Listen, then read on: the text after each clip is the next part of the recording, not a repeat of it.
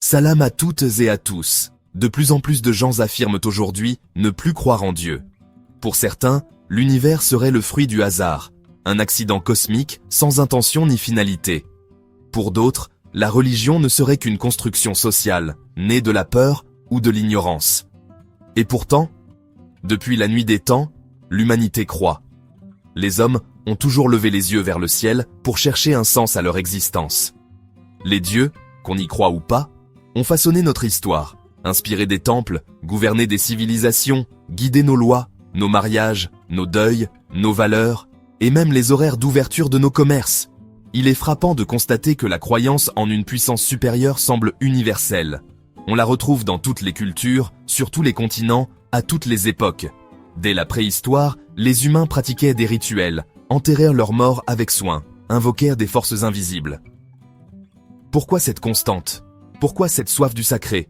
Serait-ce le signe que la foi en Dieu n'est pas une invention, mais une intuition profonde, une vérité inscrite dans la nature humaine ? Même en mettant de côté les traditions religieuses, il existe des arguments puissants qui mènent à l'idée d'un créateur. Observons-les ensemble. 1. La loi de cause à effet. Rien ne vient de rien. Chaque chose a une cause. L'univers a commencé à un moment donné. Le Big Bang le prouve. Il a donc une cause première. Cette cause ne peut pas être matérielle, car la matière elle-même a été créée. Il faut donc une cause immatérielle, éternelle, toute puissante, ce que nous appelons Dieu. 2. La complexité du vivant. Le design suppose un designer. Regarde un brin d'herbe, une cellule, un œil humain, ou l'harmonie de la nature.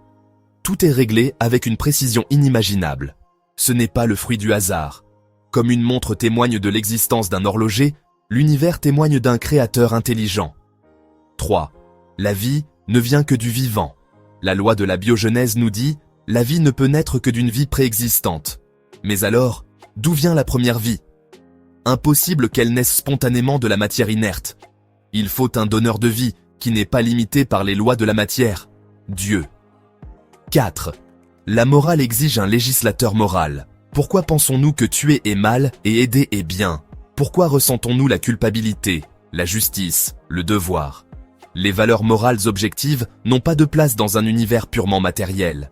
Elles supposent une conscience supérieure, une source du bien, un législateur moral au-dessus de nous tous. 5. La raison humaine, un mystère inexpliqué. Nous sommes capables de penser, de réfléchir, d'analyser, d'aimer, de créer. Mais si nous sommes uniquement des produits du hasard, de réactions chimiques aléatoires, comment expliquer l'existence de la conscience ? Pourquoi devrions-nous faire confiance à notre raison si elle n'est que le produit aveugle de la matière ? Le fait même que nous raisonnons, que nous posons la question du sens, prouve que nous ne sommes pas seulement matière, mais esprit. Et l'esprit appelle l'esprit suprême. 6. Le libre arbitre, la signature du divin. Nous avons la capacité de choisir, de dire oui ou non, d'obéir ou de désobéir. Mais dans un univers purement déterministe, fait de lois physiques et de contraintes biologiques, le libre arbitre n'a pas de place. Notre liberté intérieure montre que nous sommes plus que des mécanismes. Elle révèle une origine libre, une volonté libre, celle de Dieu. Et s'il n'y avait pas de Dieu ? S'il n'y a pas de Dieu, alors la vie n'a aucun sens objectif, aucun but, aucun bien ni mal en soi. Nous serions des accidents cosmiques destinés à disparaître. Mais personne ne vit vraiment comme cela. Même ceux qui rejettent Dieu croient au bien, à la justice, à l'amour, au respect. Ces valeurs n'ont de sens que si elles reposent sur un fondement absolu. Et ce fondement, c'est Dieu.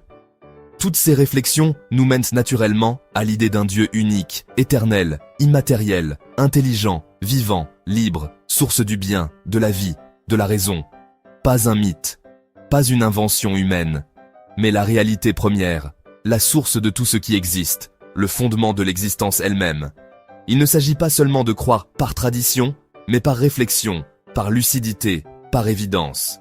Laissons les preuves nous conduire vers Dieu, et ouvrons notre cœur à celui qui nous a créés. Je suis Issam. Si vous avez apprécié cette réflexion, je vous prie de vous abonner, liker, commenter et partager. Merci.